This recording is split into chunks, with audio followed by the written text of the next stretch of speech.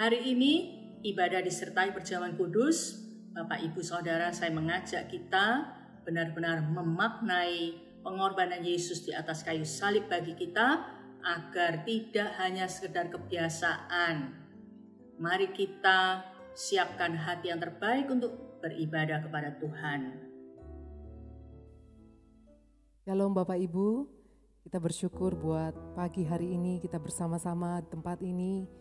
Kita mau memuji Tuhan, menyembah Tuhan. Kita mau bersyukur akan kasih setianya dalam hidup kita. Saya ajak Bapak Ibu kita berdoa. Bapa, kami bersyukur untuk kasih setiamu Tuhan. Sungguh adalah karunia-Mu yang sungguh mulia buat setiap kami, buat penyertaan-Mu, buat kebaikan-Mu yang kami rasakan Tuhan di sepanjang hidup kami. Dan kami percaya kasih-Mu tidak pernah berhenti buat setiap hidup kami. Kami mau memuji Engkau, kami mau menyembah Engkau, Allah kami yang hidup, Allah kami yang berkuasa untuk selama-lamanya. Terima kasih Yesus.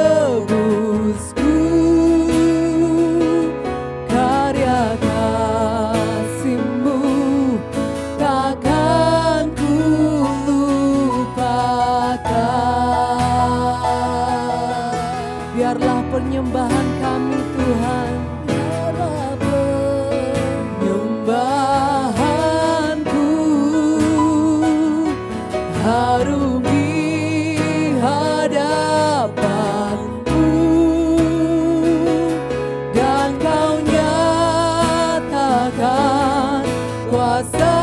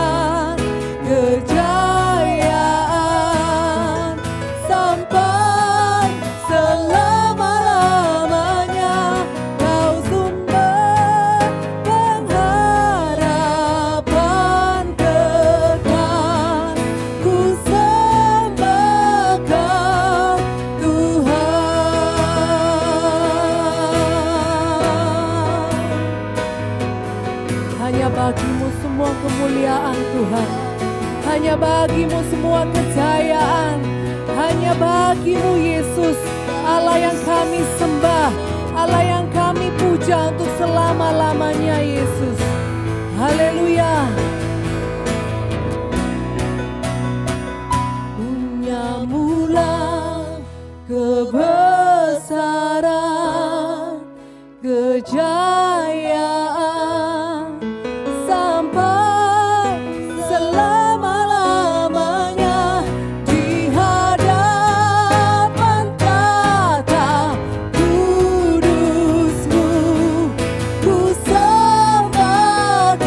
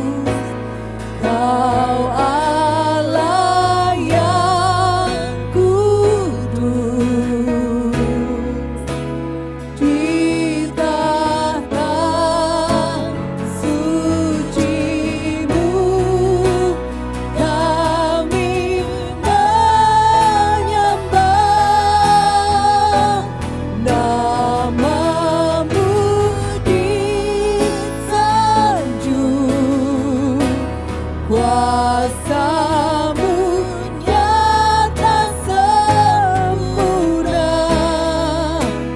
kami puja Engkau Raja mulia. Kau Allah yang kudus,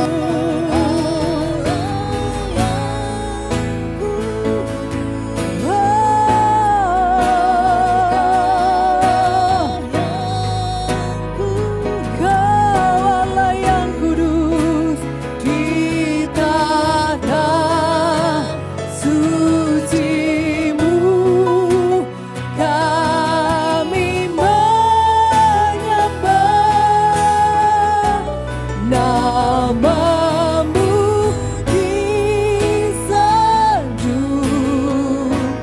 kuasa-Mu nyata sempurna,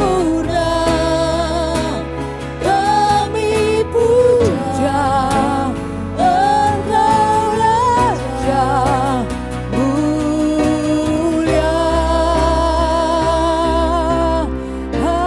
Kau Allah yang kudus, Kau Allah yang kudus,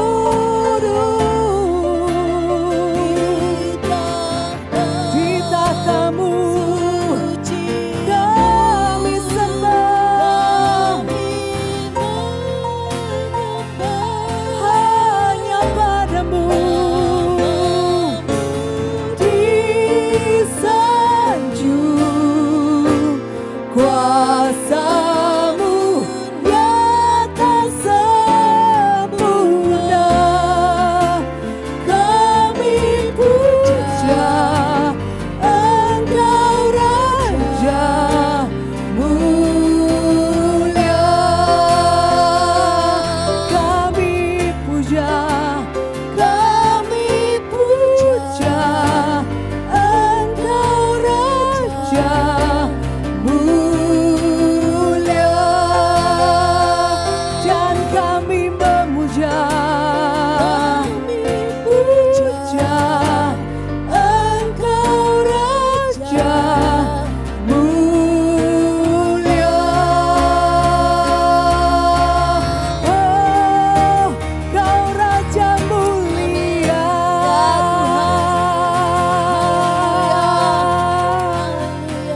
Ya Yesus Tuhan, terima kasih Tuhan.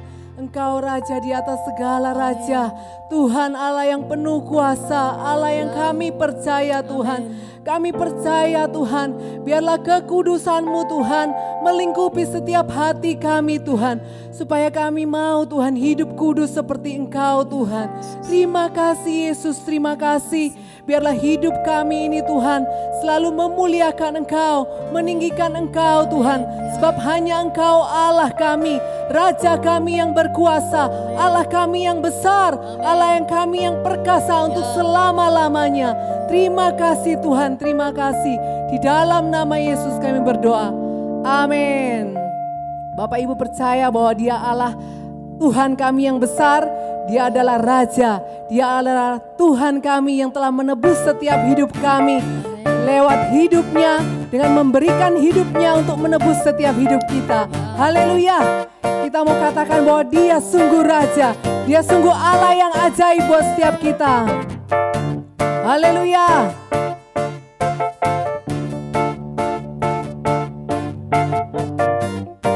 Kau sungguh Allah yang mulia. Bersama kita katakan, bersyukurlah kepadanya, bawalah pujian bagi Dia, karena Dia Raja, oh Dia yang perkasa. Tuhanlah kekuatanku, Mazmur dan keselamatanku, Dia penolongku yang di hidupku. Kau yang berjaya, seluruh semesta sujud menyembah.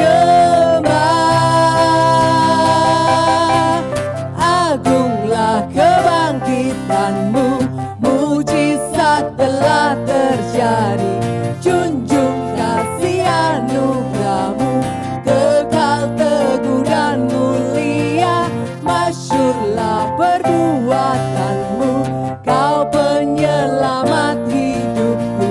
Kasih-Mu tiada tara, bertata Kau Tuhan Rajaku. Kau yang bertata,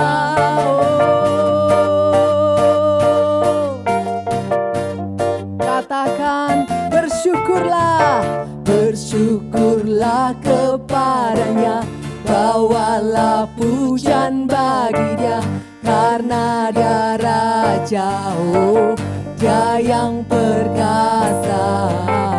Tuhanlah kekuatanku, mazmur dan keselamatanku. Dia penolongku yang di hidupku. Kau yang berjaya, seluruh semesta sujud menyembah. Agunglah kebangkitan-Mu, mujizat telah terjadi. Junjung kasih anugerah-Mu, kekal teguh dan mulia. Masyurlah perbuatan-Mu, Kau penyelamat hidupku. Kasih-Mu tiada tara, bertahta Kau Tuhan Rajaku. Yesus Tuhan, Kau penyelamat buat setiap hidup kami. Dan kami mau tetap percaya akan kuasa-Mu Tuhan. Kau yang berjaya, seluruh semesta sujud menyembah. Agunglah kebangkitan-Mu, mujizat telah terjadi. Junjung kasih anugerah-Mu, kekal teguh dan mulia. Masyurlah perbuatan-Mu, Kau penyelamat hidupku. Kasih-Mu tiada tara, bertahta Kau Tuhan Raja. Agunglah kebangkitan-Mu, mujizat telah terjadi. Junjung kasih anugerah-Mu, kekal teguh dan mulia. Masyurlah perbuatan-Mu, Kau penyelamat hidupku. Kasih-Mu tiada tara, bertahta Kau Tuhan Rajaku.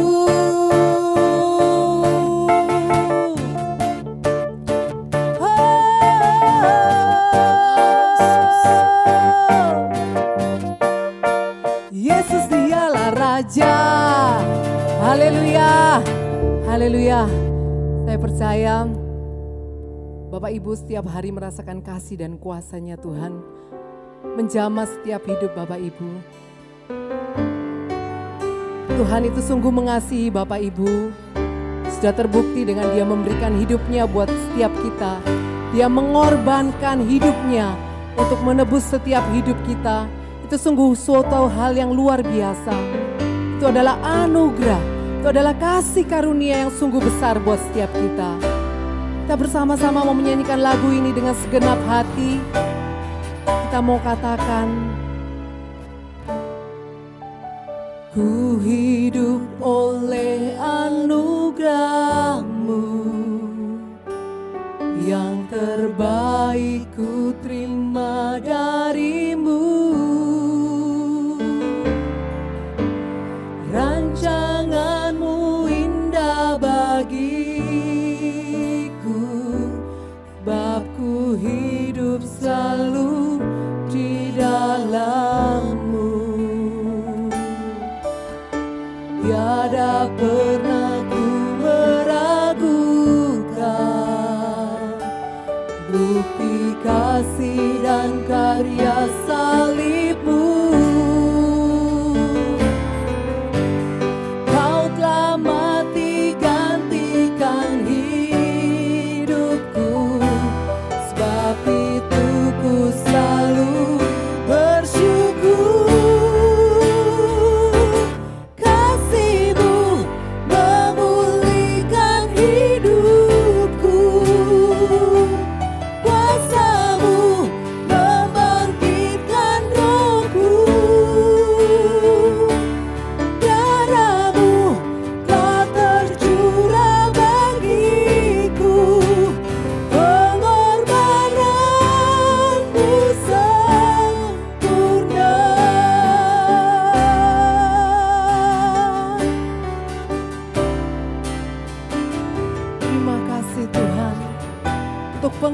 pengorbanan-Mu buat setiap kami Tuhan.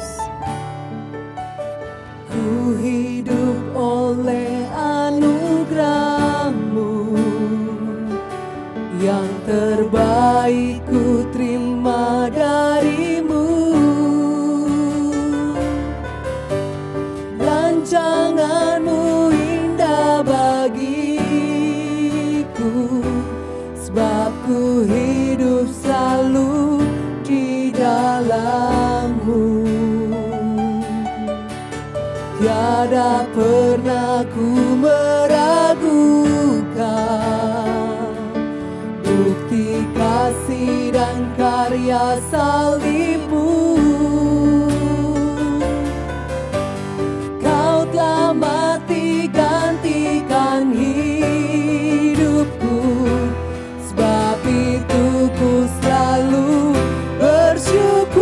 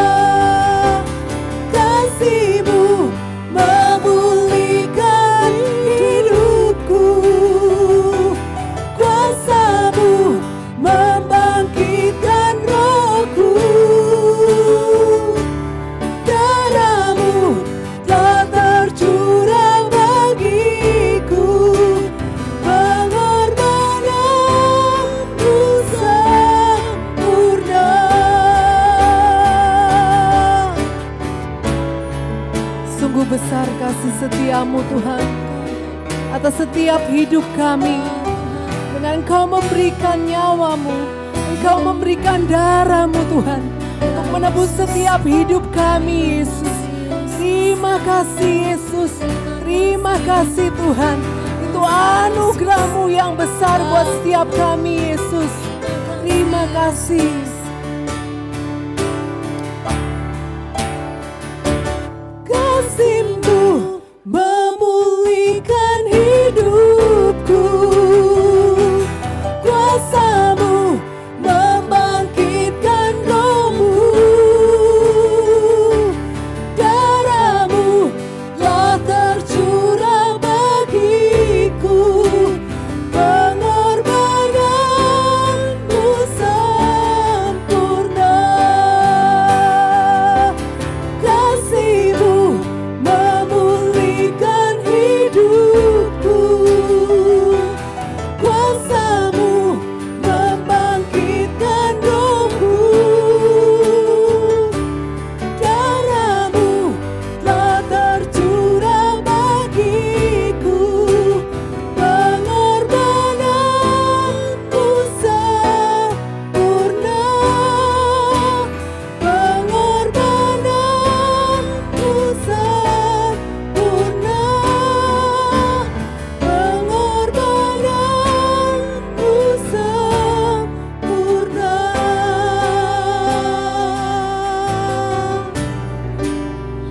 Terima kasih Tuhan buat kasih-Mu yang besar buat setiap kami.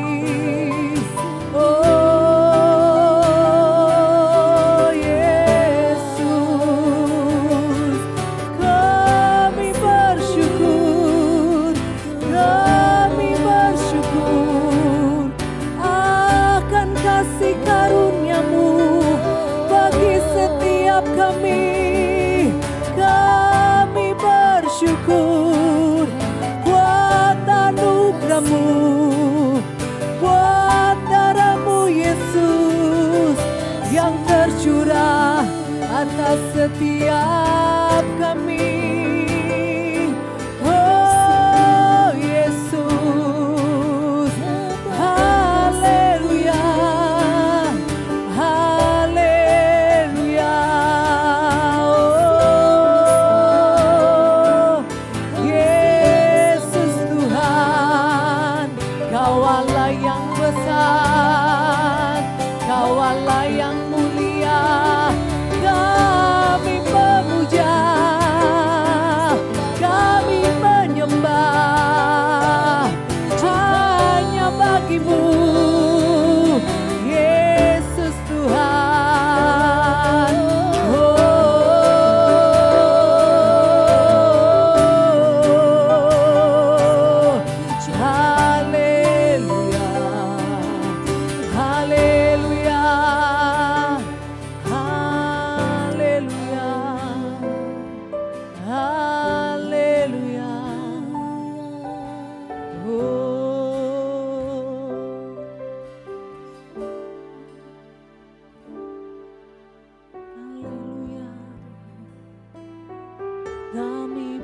bersyukur kepadamu Tuhan.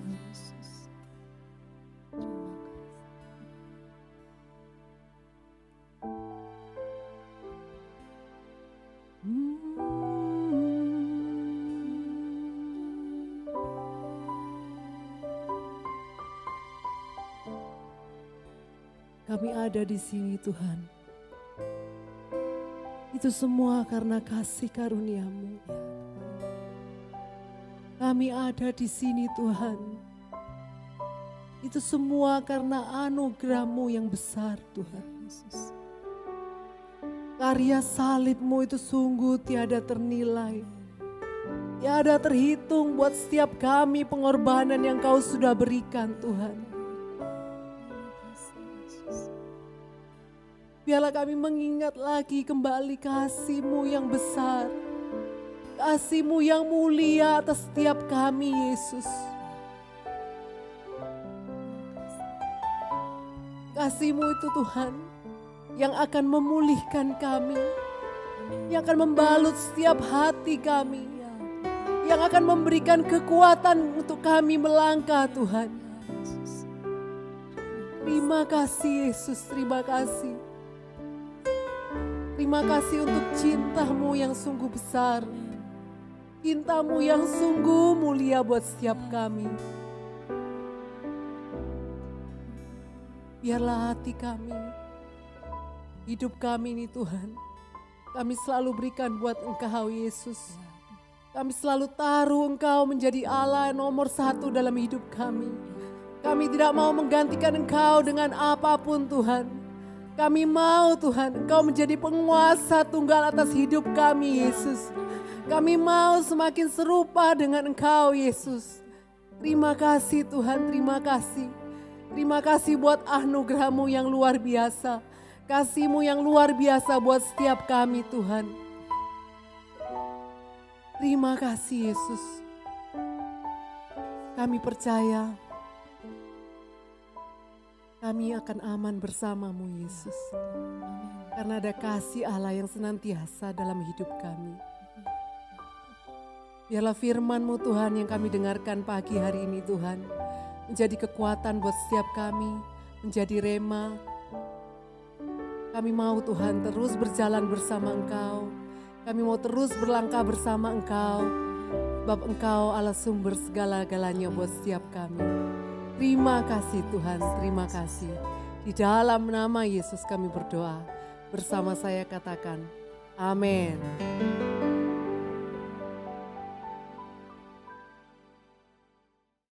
Bapak, Ibu, Saudara, suatu hari seorang guru SD bertanya kepada murid-murid di kelasnya, menurut kalian Tuhan itu seperti apa?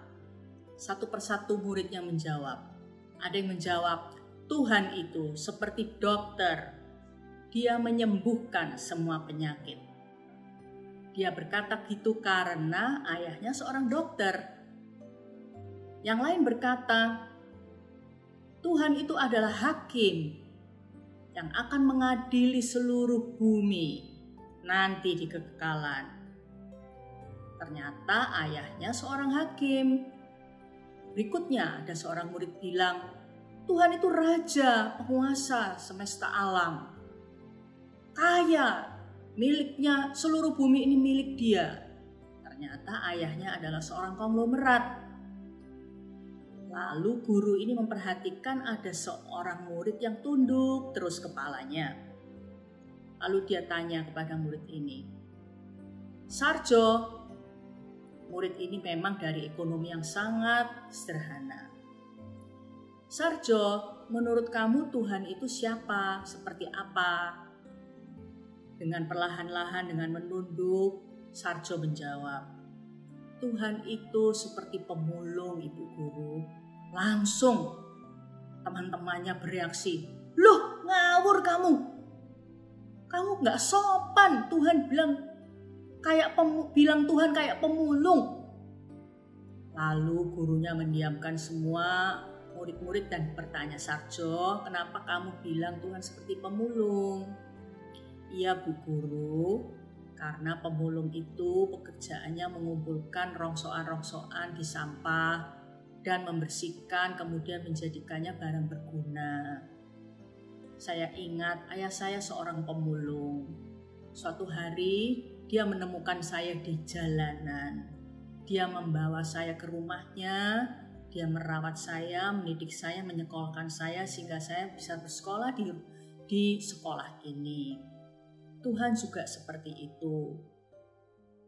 Saya yang hancur hidupnya, Tuhan jadikan anaknya dan menjadi orang yang berguna. Jadi Tuhan itu seperti pemulung, menjadikan barang yang tidak berguna menjadi berguna setelah dibersihkan, dirawatnya. Apa jadinya kalau ayah saya tidak membawa saya ke rumahnya waktu ketemu saya di jalanan? Apa jadinya kalau Tuhan tidak mengangkat saya menjadi anaknya? Lalu seluruh kelas menjadi hening dan terdengar beberapa orang terharu dan menangis. Bapak, Ibu, Saudara, Tuhan seperti pemulung. Judul khotbah saya hari ini adalah Salib menjadikan kita berharga. Dalam perjamuan kudus hari ini, saya ingin mengajak Bapak, Ibu, Saudara benar-benar memaknai secara mendalam salib Yesus bagi hidup kita masing-masing. Bapak, Ibu, salib itu adalah pernyataan bukti kasih Yesus yang menjadikan kita hidup yang hancur karena dosa, dibentuknya, dibersihkannya, dikasihinya, menjadi bejana yang indah dan sangat berharga bagi Tuhan dan bagi dunia ini. Dengan cara apa Dia menghargai kita? Dengan cara Dia menerima kita tanpa syarat. Dengan cara Dia menyayangi kita tak habis-habisnya. Bapak, Ibu, Saudara, dengan penerimaan Bapa yang tanpa syarat itu, seharusnya kita menjadi orang-orang, anak-anak Bapa yang memiliki emosi yang sehat. Dengan emosi yang sehat, dengan jiwa, dengan perasaan yang sehat, maka kerohanian kita menjadi kerohanian yang otentik, kerohanian yang asli, yang tulen, yang original, yang tidak palsu. Tetapi sayangnya banyak sekali orang Kristen, mungkin kita termasuk di dalamnya, yang memiliki kerohanian yang tampak baik di luar, pelayanan baik di luar, tapi sesungguhnya di kehidupan sehari-hari ternyata emosi kita sungguh rapuh. Ya, contohnya banyak orang Kristen yang melampiaskan amarahnya di Facebook. Seorang hamba Tuhan pengkhotbah yang cukup terkenal di Indonesia. Suatu hari dia sakit hati dengan perlakuan seorang pendeta. Dia luapkan kemarahannya di Facebook berhari-hari. Sampai followersnya tanya-tanya. Sampai akhirnya mereka jadi tahu karena dia menceritakan mengapa dia menjadi marah. Itu contohnya seorang pendeta yang emosinya tidak sehat. Yang emosinya ternyata bermasalah, rapuh, kekanak-kanaan. Contoh lain lagi, kalau sudah konflik, tidak mau menyelesaikan konflik dengan benar. Dengan berjalannya waktu, merasa aku sudah gak apa-apa. Tapi di dalam hati, gak mau urusan dengan orang yang sama lagi. Mungkin gak siwaan, tapi gak mau berurusan lagi dengan orang yang sama. Kenapa? Ternyata ada ganjalan-ganjalan di dalam hati yang tidak diselesaikan secara benar menurut firman Tuhan. Itu juga contoh orang Kristen yang emosinya tidak sehat, belum dewasa, marah-marah di belakang orangnya, ya, sehingga tidak bisa rukun antar anak Allah di gereja, antar pelayan Tuhan. saya akan kehabisan waktu kalau menjabarkan contoh-contoh yang semacam ini. Bapak Ibu, begitu banyak orang Kristen, saya harap kita tidak seperti itu. Tetapi ternyata banyak sekali kenyataan pelayan-pelayan Tuhan, posisi-posisi pemimpin di gereja, tetapi kerohaniannya ternyata tidak otentik, tidak original, tidak asli, tidak tulen. Karena jauh di dalam hatinya banyak masalah emosional yang belum sembuh dan belum pulih. Padahal sebenarnya salib Yesus, pengorbanan Yesus telah membuat kita menjadi manusia yang berharga.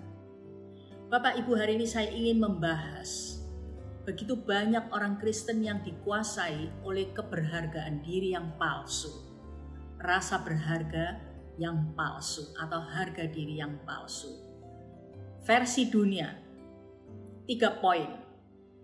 Aku adalah apa yang aku lakukan. 2, aku adalah apa yang aku miliki. 3, aku adalah apa yang orang pikirkan tentang aku. Itu adalah keberhargaan diri yang palsu versi dunia. Dunia memang menghargai prestasi. Budaya kita menghargai prestasi-prestasi manusia. Kalau kamu nggak berprestasi, kamu nggak berharga. Jadi, dunia selalu bertanya, apa yang sudah kamu lakukan dan kamu capai? Ya. Melihat diri sendiri berharga, jika kita sudah berhasil dalam pekerjaan, kita merasa oke, karena pekerjaan saya gajinya besar. Kerja di perusahaan multinasional, rasa berharga. Pendidikan yang tinggi membuat kita merasa berharga. Sebaliknya, pendidikan rendah membuat kita minder. Itu kan? Biasanya kan seperti itu. Jika gereja sudah berhasil, maka jemaatnya merasa, wah, gerejaku sekarang udah berhasil. Dan keberhasilan diukur dengan kuantitas, dengan popularitas, dengan banyaknya muncul di media-media sosial, dengan banyaknya muncul di media-media elektronik. Nah, gitu kan nilai-nilai keberhargaan dunia. Kalau keluargaku berhasil, pernikahanku berhasil, aku merasa berharga. Aku dihargai orang. Itu dunia, Bapak Ibu. Tak menutup kemungkinan kita juga kena seperti itu, nilai-nilai itu. Ya. Sehingga jika kita belum berhasil atau gagal, kita akan malu. Kita akan menyalahkan orang lain. Atau kita akan menjadi orang yang gila kerja, workaholic. Karena prestasi itu yang dihargai oleh dunia, dihargai oleh orang. Sangat mudah keberhasilan versi dunia ini menggoda kita untuk menempatkan nilai diri atau harga diri kita di luar kasih Bapa yang berlimpah-limpah dan yang secara gratis diberikan kepada kita. Kalau saudara dan saya tetap membangun rasa berharga di atas prestasi, apa yang aku lakukan, berarti salib Yesus itu gak cukup. Kan gitu. Padahal kasih Bapa itu tanpa syarat dan selalu baru dan berlimpah, tak pernah habis. Keberhargaan diri yang palsu versi dunia yang kedua. Aku adalah apa yang aku miliki. Jadi, budaya kita mengukur keberhasilan kita melalui apa yang kita miliki. Identitas diri kita tergantung pada barang, pakaian, merek handphone, mobil, kedudukan dalam pekerjaan, atau penghasilan atau uang yang kita punya, tergantung pada pendidikan yang terbaik, berarti kita lebih berharga dari pendidikan yang kurang baik. Penghargaan yang terbanyak yang kita terima membuat kita merasa lebih berharga dari orang-orang yang tidak mendapatkan penghargaan apapun. Siapa yang memiliki suami atau pacar yang penuh perhatian atau yang cakep? Wah, itu lebih bahagia. Itu kita menilai diri kita seperti itu, sehingga dan orang lain juga menilai kita seperti itu. Siapa yang mempunyai istri yang lebih cantik, yang berbakat, yang pintar cari uang? Wah, bahagia dong. Itu yang dihargai oleh dunia. Jadi kalau kita seperti itu, kita membangun rasa berharga kita atas milik kita, apa yang kita miliki. Akibatnya apa? Jadi Kristen duniawi, fokus pada materi, fokus pada hal-hal yang bukan karakter. Kalau cari jodoh yang kaya, bukan yang takut akan Tuhan, bukan yang berkarakter Kristus, bukan yang punya panggilan Tuhan atas hidupnya. Hal-hal seperti ini menjadi fondasi pernikahan yang sangat rapuh karena tidak ada yang kekal di dunia ini. Cakep, ganteng, cantik, kaya, itu semua tidak kekal di dunia ini. Kalau itu hilang, kalau itu berubah, maka rasa berharga kita pun hilang.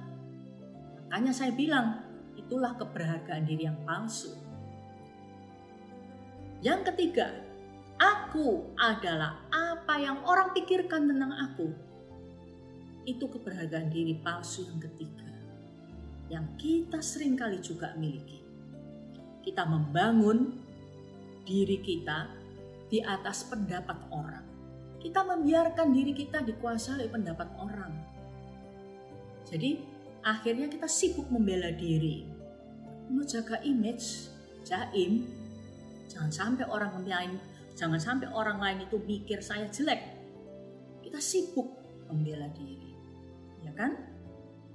Kita sering konflik. Mengapa? Karena baper, terbawa perasaan terus. Kenapa? Karena pusing dengan apa yang orang pikirin, apa pendapat orang, dan merasa tersinggung kalau dikritik. Sebaliknya merasa dihargai kalau dipuji. Jadi kayak yoyo, naik turun, naik turun. Tahukah saudara-saudara, kita akan menjadi orang Kristen yang merdeka. Kemerdekaan yang sejati itu adalah tidak perlu lagi cari rasa berharga dari orang lain. Karena kenapa? Karena kita sudah dikasih oleh Bapa. Dan kasih Bapa itulah yang sudah menjadi kepuasan kita satu-satunya. Jadi istilah lainnya, orang Kristen yang rohani itu haruslah orang Kristen yang sudah selesai dengan dirinya. Tidak sibuk cari rasa berharga dari pendapat orang, pikiran orang, dari apa miliknya, dari apa prestasinya. Kalau Bapak Ibu Saudara masih seperti ini, Bapak Ibu Saudara akan terus-menerus jatuh bangun menjadi orang Kristen, tidak bisa mencerminkan sifat-sifat Yesus, dijamin. Kenapa? Karena yang tampak di luar pelayanan dan kerohanian yang di gereja itu aja, itu hanya menjadi suatu topeng. Kenyataannya banyak orang Kristen setelah nangis-nangis di gereja, di tempat parkir, ya, ada yang mengambil tempat parkirnya, langsung misu-misu, langsung marah-marah. Waktu di panggung mimpin pujian, WL sangat rohani sekali. Katanya sampai di rumah benar-benar sensi, dan kata-katanya begitu tajam bila marah. Bapak Ibu Saudara, sungguh menyedihkan hati Tuhan, padahal sebenarnya kita semua sudah berharga. Tidak perlu cari rasa berharga dari orang dan dari prestasi dan dari milik kita. Mari hari ini kita maknai salib Yesus. Salib memberikan keberhargaan diri yang sejati. Saya mau ulangi lagi. Salib memberikan keberhargaan diri yang sejati kepada kita. 1 Korintus 1 ayat 30. Tetapi oleh Dia kamu berada dalam Kristus Yesus, yang oleh Allah telah menjadi hikmat bagi kita. Ia membenarkan dan menguduskan dan menebus kita. Ayat ini pendek, tapi luar biasa maknanya. Kita akan memperdalamnya. Ia membenarkan dan menguduskan dan menebus kita. Saya mulai dari menebus atau ditebus. Yesus menebus kita. Jadi kita dibeli dari tangan iblis dengan bayaran nyawanya. Kenapa? Karena arti kata menebus itu adalah mengambil kembali milik yang kita gadaikan dengan membayar seharga barang plus bunganya. Bapak Ibu tentu mengerti soal pegadaian. Kalau kita tidak punya uang, kita menggadaikan barang, nanti setelah kita punya uang, kita tebus barang itu. Tapi harganya kan jauh lebih mahal yang kita harus bayar, karena ada bunga. Nah, Tuhan Yesus menebus kita. Dia mengambil kembali hidup kita dari tangan iblis dengan bayaran nyawanya sendiri. Itulah Yesus. Itulah yang Yesus lakukan di kayu salib, Bapak Ibu. Yang hari ini kita peringati dengan perjamuan kudus. Kita ditebus, Bapak Ibu. Kita dibeli. Berarti kita ini berharga, saking berharganya dia rela membayar hidup kita dengan nyawanya sendiri. Yang kedua, dikuduskan. Dia menguduskan kita. Apa arti dikuduskan? Dikuduskan artinya diampuni dan disucikan oleh darah Yesus. Ibaratnya tubuh kita yang sudah sangat kotor sekali dari lumpur dosa, dicuci bersih, diberi sabun yang harum sampai tidak ada lagi setitik lumpur yang menempel pada tubuh kita. Itu perumpamaan, meskipun tidak sempurna menggambarkan pengudusan Yesus. Semua dosa kita yang najis, yang kotor masa lalu, masa kini dan masa akan datang. Kalau kita bertobat, kita disucikan, diampuni oleh darah Yesus. Dan yang ketiga, Ia membenarkan, dibenarkan. Kita dibenarkan. Artinya dijadikan seperti belum pernah berbuat dosa. Artinya juga status orang berdosa kita diubah jadi orang benar. Ya? Orang berdosa yang harusnya di neraka diubah menjadi orang benar yang layak mendapatkan hidup kekal di sorga. Yang layak mendapat hidup yang diberkati, hidup yang berkelimpahan, hidup yang disucikan, diurapi, dipakai oleh Bapa di dunia ini. Bayangkan tuh. Jadi dibenarkan itu ilustrasinya seperti ini.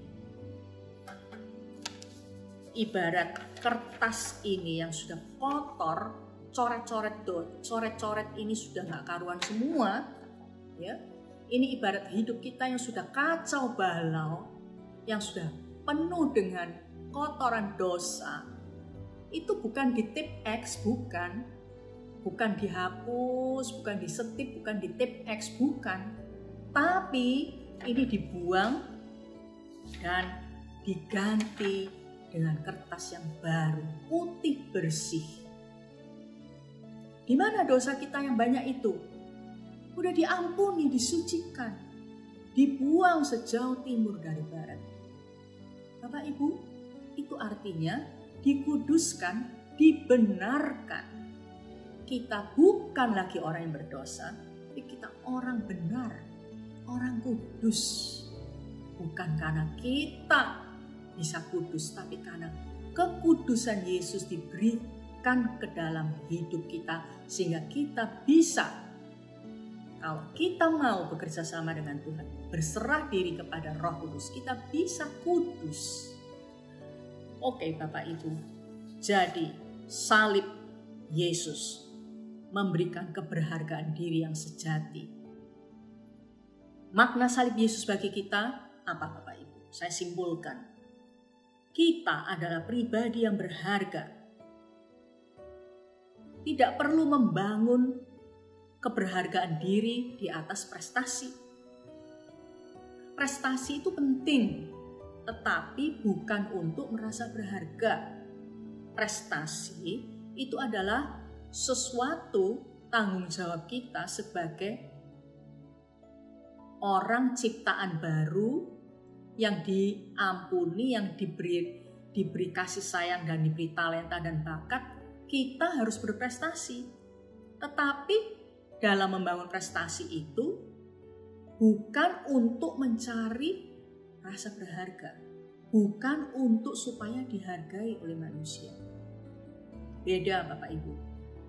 Yang kedua, makna salib Yesus, kita pribadi yang disayangin. Iya dong, kalau dia nggak sayang sama kita, ngapain dia beli hidup kita, tebus hidup kita dengan nyawanya sendiri? Jadi kita tidak perlu membangun keberhargaan diri di atas milik kita, di atas uang kita, pendidikan kita, di atas pekerjaan kita dan seterusnya. Nggak perlu. Meskipun milik-milik kita itu diberikan oleh Tuhan karena kita adalah anak yang berharga dan disayangi. Yang ketiga, makna salib Yesus, kita pribadi yang diterima. Tidak lagi perlu membangun harga diri kita atas apa kata orang, Bapak Ibu. Nah, kita pribadi yang berharga, disayangi, diterima, itu harusnya sudah cukup untuk menjadikan emosi kita sehat.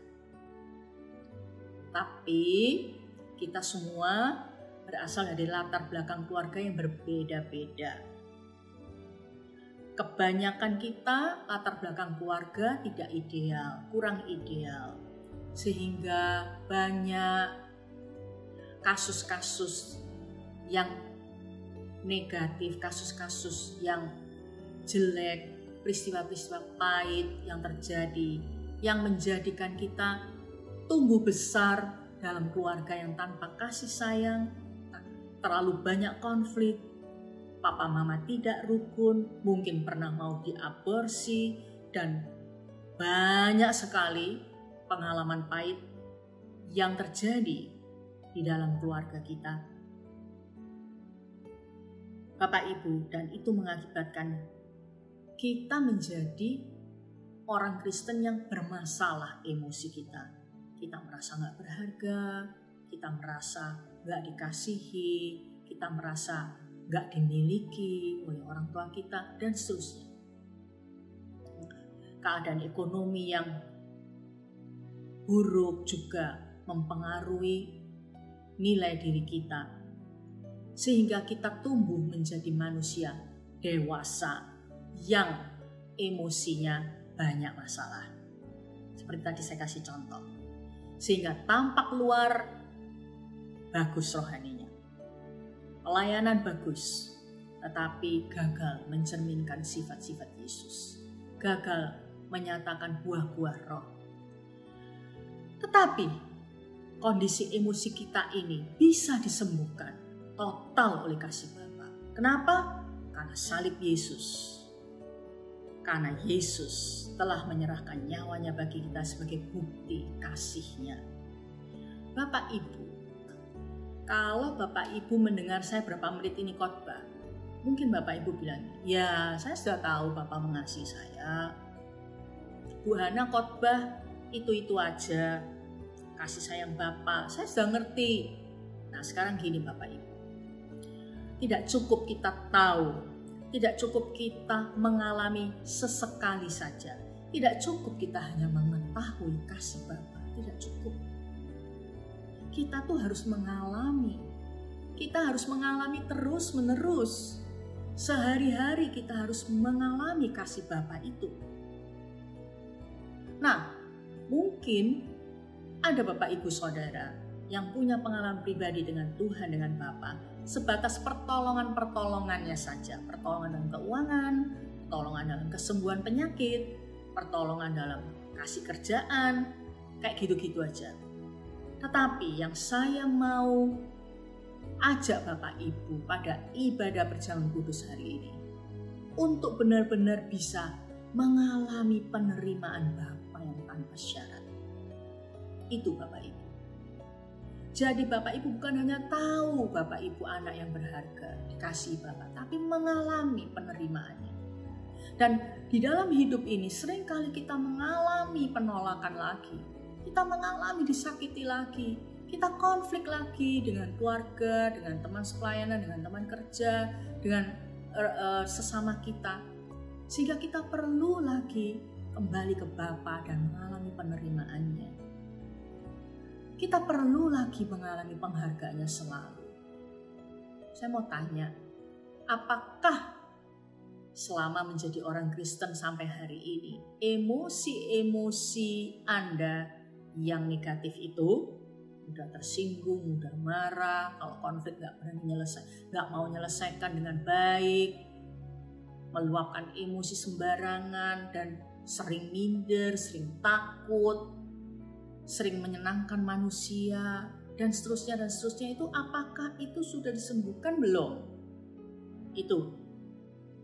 Kalau emosi kita masih rapuh, kalau emosi kita masih sensitif, kalau emosi kita masih belum sehat, maka kita perlu memperdalam hubungan kita dengan Bapa, memulihkan hubungan kita dengan Bapa lagi.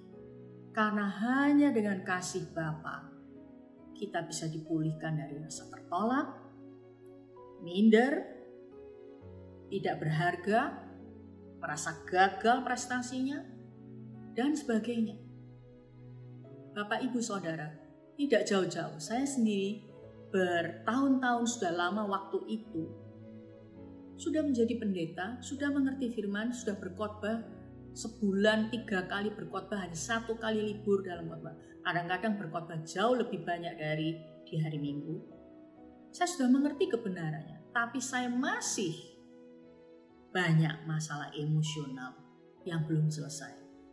Sehingga saya sering kali terpuruk emosi saya, merasa tertolak oleh jemaat ngomong ini, ngomong itu, oleh staf saya yang membandingkan saya dengan gereja lain, dengan pendeta lain, dan seterusnya. Pendeta tidak kebal terhadap masalah emosi. Banyak, tadi saya sudah bilang, banyak hamba Tuhan, banyak pemimpin gereja yang rohaninya kelihatan bagus, pelayanannya kelihatan bagus, tapi mudah tersinggung, mudah marah. Berarti emosinya tidak sehat.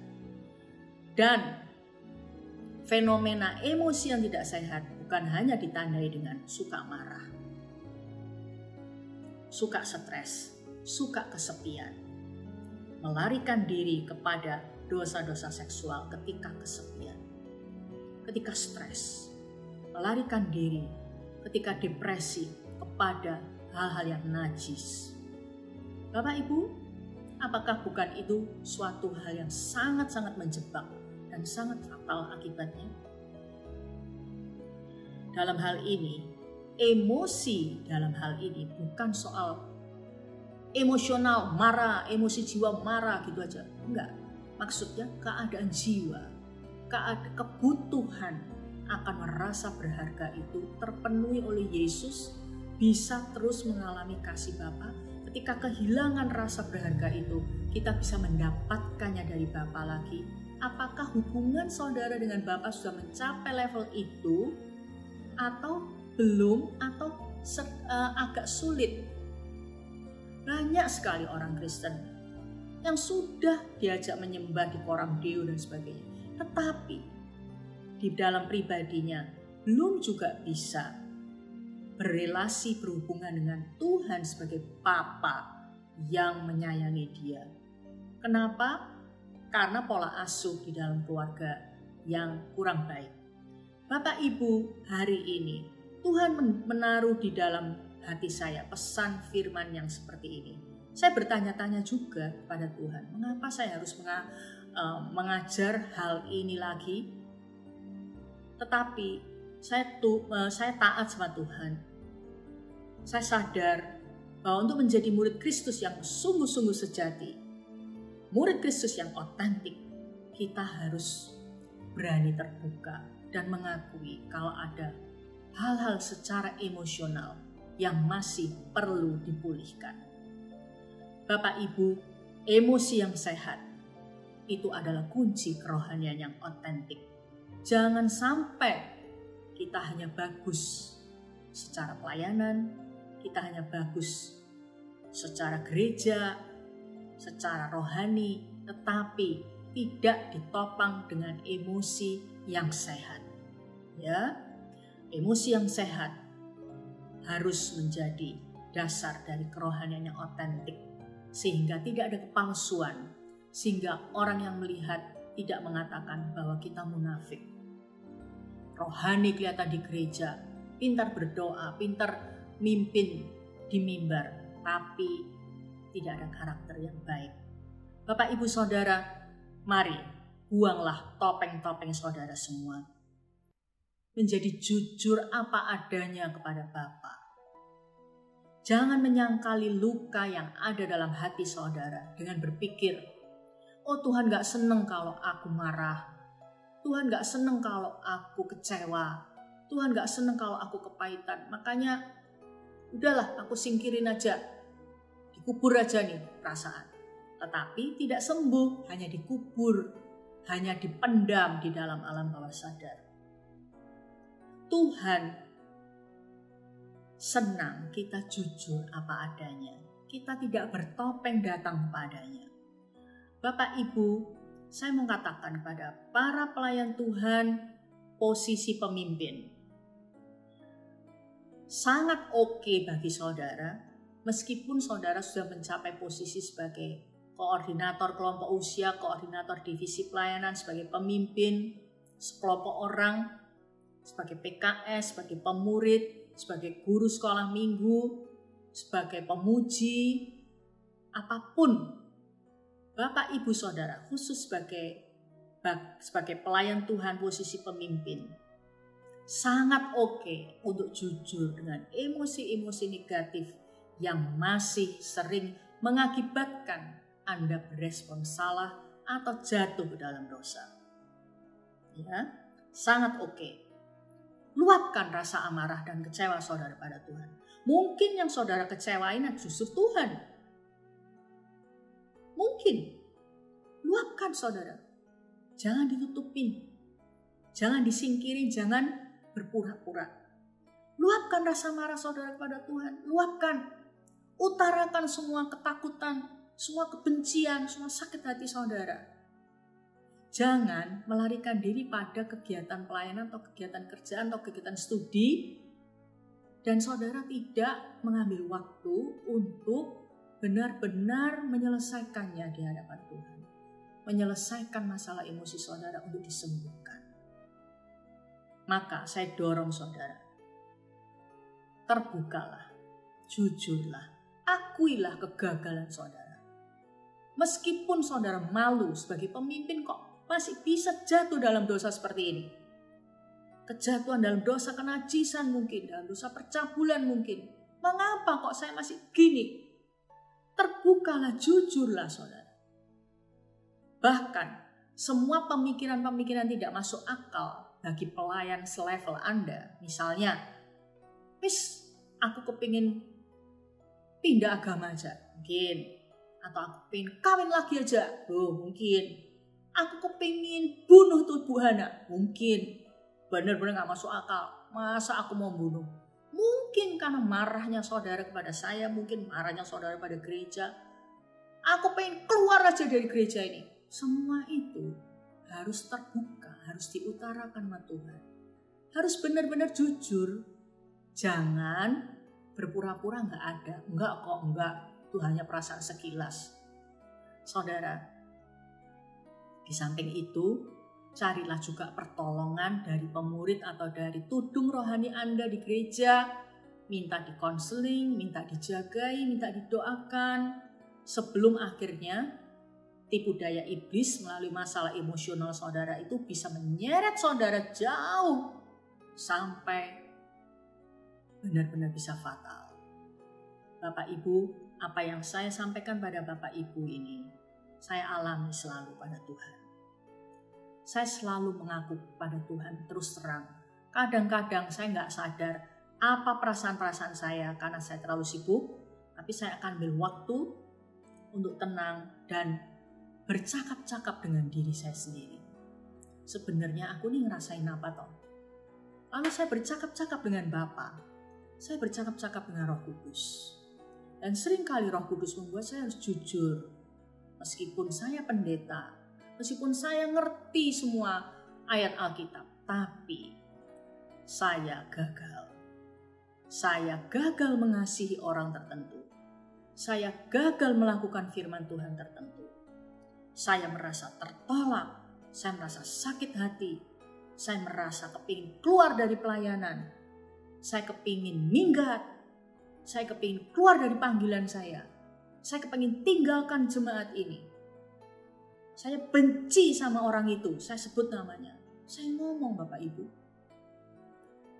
Tetapi setelah kita katakan semua perasaan kita yang buruk-buruk itu, kita diam, kita biarkan Roh Kudus bicara. Kita biarkan Bapa berbicara pada kita. Dan pasti itu yang saya alami dan pasti juga saudara alami. Ketika kita diam, Bapa akan berbicara. Dia berbicara sesuai dengan kondisi hati kita. Dan apa yang Bapa katakan itu, apa yang Roh Kudus katakan itu, menyembuhkan kita, memulihkan kita. Nah, kalau secara pribadi dengan Bapak Ibu belum berhasil, maka penting untuk mencari pertolongan dari orang yang dewasa rohani yang saudara percayai, yang bisa mengkonseling saudara, bisa mengarahkan saudara, memberi nasihat dan mendoakan serta menjagai saudara. Jangan anggap enteng masalah emosi yang tidak selesai-selesai. Jangan anggap enteng. Itu akan berpengaruh kepada hubungan-hubungan kita dengan sesama, hubungan kita dengan Tuhan, hubungan kita dengan keluarga, hubungan kita dengan orang-orang terdekat, itu akan sangat berpengaruh. Bapak Ibu, rasa malu atau gengsi kita akan menjadi penjara bagi kita. Karena itu, mari buang rasa malu, terbuka dan jujur kepada Bapa Surgawi, jujur kepada konselor kita, pada pemurid kita, kepada orang-orang yang menudungi kita secara rohani, pemimpin-pemimpin rohani kita yang ada di gereja. Rasa malu, rasa gengsi itu akan menjadi penjara. Karena itu, mari terbukalah. Jangan bertopeng. Jangan mengatakan Tuhan gak senang dengan perasaan seperti ini. Tuhan senang dengan kejujuran dan keterbukaan. Dengan cara terbuka, maka saudara akan dipulihkan. Ingat, motto disciple, keterbukaan adalah awal dari pemulihan. Sebentar lagi saya ingin tayangkan video yang berjudul Ketika Kamu Merasa Tak Berharga. Mari kita saksikan video ini.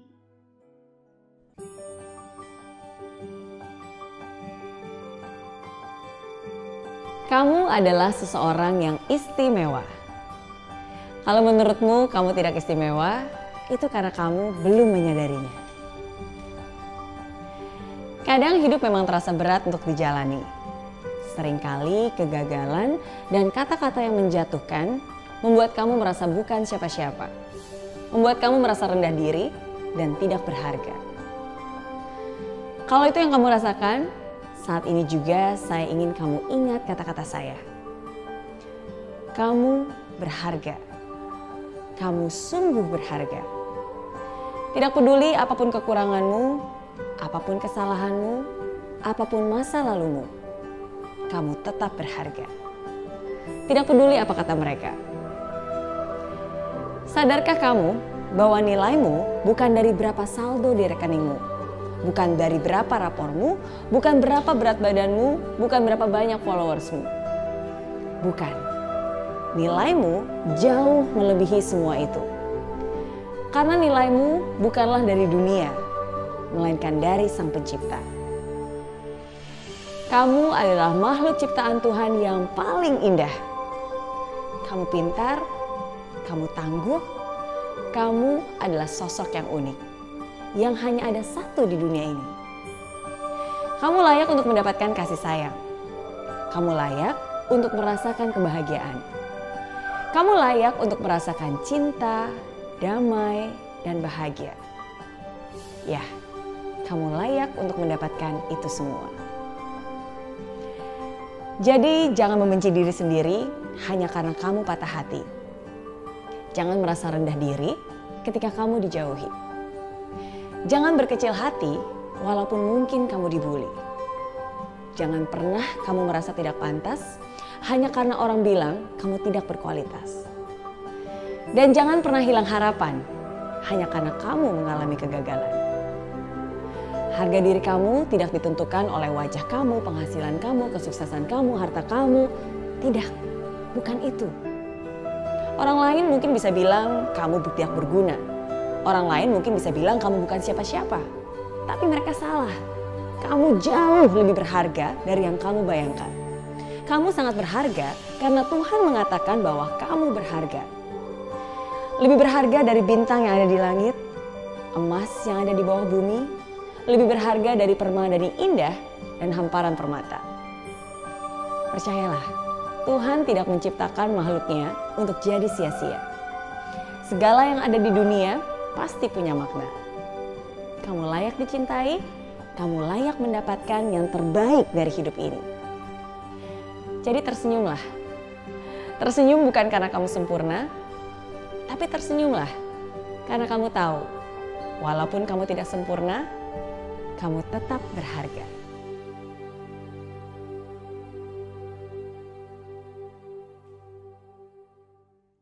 Bapak, Ibu, Saudara, saya yakin Bapak, Ibu diberi motivasi yang positif ketika menyaksikan video tadi. Sekarang, sebelum perjamuan kudus, saya mengajak jemaat untuk membawa emosi-emosi negatifnya kepada Tuhan, kepada Bapa. Entah saudara lagi gak enak hati, sudah lama. Hubungan saudara dengan pemurid saudara tidak baik. Hubungan saudara dengan murid saudara lagi tidak baik. Hubungan saudara dengan suami istri saudara tidak baik. Atau hubungan-hubungan dengan siapa yang tidak baik. Dengan Tuhan yang tidak baik. Dengan gereja, dengan pemimpin jemaat, dengan saya mungkin tidak baik. Serahkan semuanya itu kepada Tuhan. Terbuka apa adanya kepada Dia. Jujur, bila ada luka yang belum sembuh di hati, jujur. Dan selesaikan semua ganjalan di hati kepada sesama. Selesaikan Bapak Ibu. Ketika kita sudah cooling down, ketika kita sudah pulih, kita selesaikan dengan sesama. Atau pemulihan itu mungkin belum bisa tuntas sebelum kita menyelesaikan. Jangan melarikan diri dengan kesibukan kerja atau kesibukan pelayanan. Tapi hadapi dan menyelesaikan dengan baik. Kalau perlu ada orang ketiga, ajaklah orang ketiga yang bisa menjembatani komunikasi saudara dengan sesama itu. Dia mengampuni, dia menyembuhkan, dan dia memulihkan emosi kita. Mari kita berdoa. Bapa di surga, kami bersyukur untuk salib-Mu yang membuat kami jadi berharga. Kami bawa semua emosi negatif kami. Engkau melihat hati setiap jemaat yang ada di rumah masing-masing. Perasaan-perasaan yang negatif apa aja yang ada di dalam hati mereka. Dan saat ini mereka bawa hati mereka kepadamu. Bapa, Engkau jamah dengan kasih-Mu. Salib Yesus adalah teladan bagi kami untuk hidup di dalam kasih. Karena kami telah menerima kasih Yesus itu. Aku berdoa agar setiap jemaat yang mengikuti ibadah online ini, mengalami kasih-Mu senantiasa. Bukan hanya sesekali, bukan hanya jarang, tetapi selalu bisa mengalami kasih Bapa yang membebat, menyembuhkan, yang memulihkan rasa berharga, yang membuat mereka merasa diterima lagi oleh Bapa, dihargai. Bapa di surga jamah hati setiap orang dengan kasih yang luar biasa itu. Kami berharga karena kasih-Mu, dan kasih-Mu itu sudah cukup bagi kami. Engkau tidak menghargai kami karena prestasi, karena milik kami, atau karena apa yang kami lakukan, atau karena orang lain apa katakan pada kami.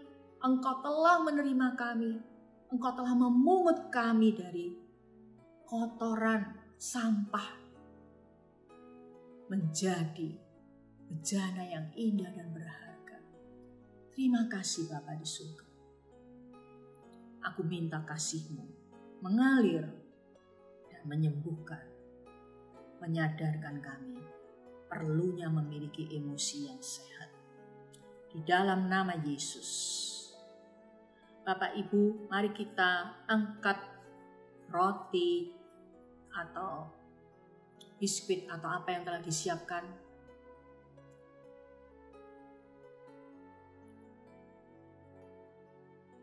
Bapa di surga, kami bersyukur Engkau mengutus Yesus yang menjadi korban penebusan bagi hidup kami.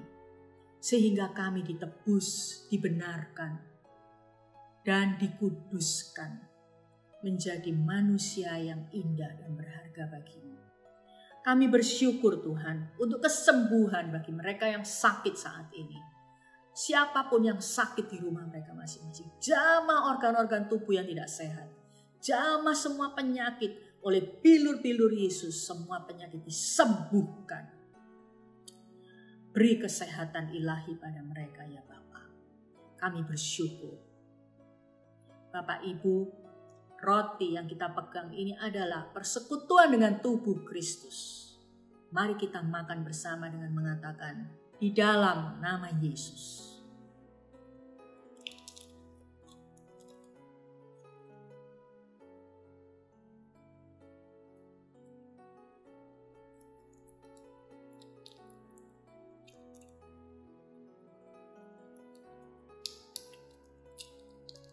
Mari kita angkat anggur atau sirup yang Bapak Ibu sudah siapkan.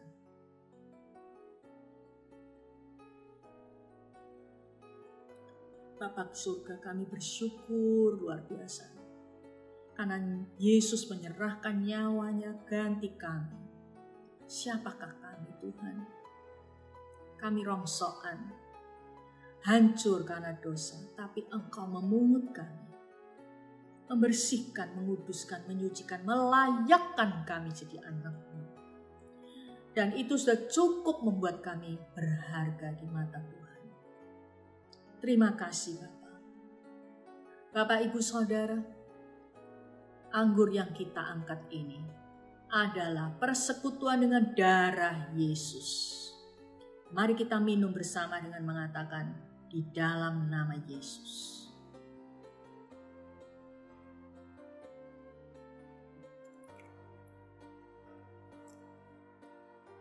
Terima kasih Bapa di surga.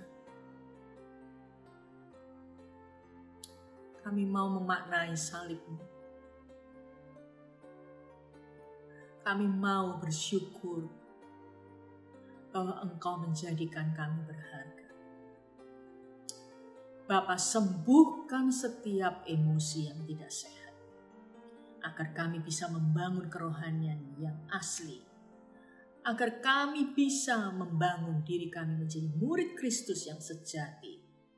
Bukan yang rapuh di dalam, hanya tampak bagus di luarnya saja. Tetapi murid Yesus yang sejati ya Bapa.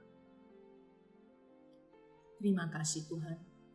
Kiranya Roh Kudus bekerja dan berbicara lebih dalam kepada semua jemaat yang mendengar firman Tuhan hari ini. Terima kasih Tuhan. Sekarang kami mau berdoa syafaat untuk 3 pokok doa berikut ini.